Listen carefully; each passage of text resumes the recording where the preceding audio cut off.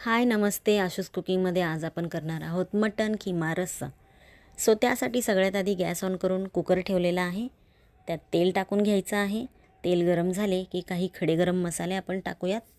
ते छान तडतडले की बारीक चिरून ठेवलेला कांदा टाकून घेऊयात. त्याला छान परतून घेऊयात. त्यानंतर चिरून ठेवलेला टोमॅटो टाकायचा आहे.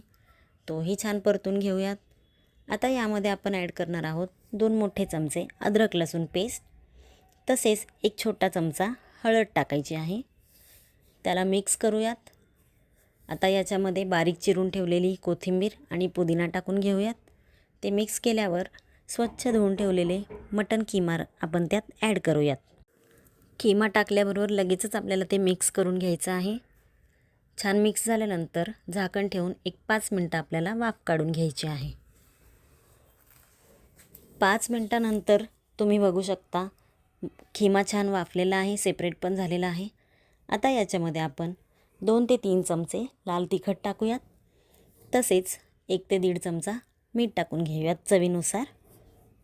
त्याला छान मिक्स करूयात. आणि याच्यामध्ये आता घरगुती मसाला टाकत आहे मी 1-2 चमचे. तसेच 1 मोठा चमचा मटन मसाला ॲड करत आहे. याला छान मिक्स करूयात आपण. आणि पुन्हा 5 मिनटं याच्यावरती झाकण ठेवून वाफ काढून घ्यायची आहे. त्यानंतर याच्यामध्ये आपण गरम पाणी टाकणार आहोत. जितका तुम्हाला रस्सा हवा आहे तितकं गरम पाणी टाकायचं आहे. त्याला छान मिक्स करून चिरून ठेवलेली कोथिंबीर तसेच 1 मोठा चमचा तूप टाकत आहे. मिक्स करून झाकण लावून घेऊयात. याला आता 4 ते 5 शिट्ट्या करून घ्यायच्या आहेत मीडियम गॅसवरती. त्यानंतर गॅस पूर्णपणे थंड झाल्यानंतर झाकण उघडूयात. तुम्ही बघू शकता तर्रीदार मटन किमा रस्सा तयार आहे. मी तो सर्व करून घेत आहे.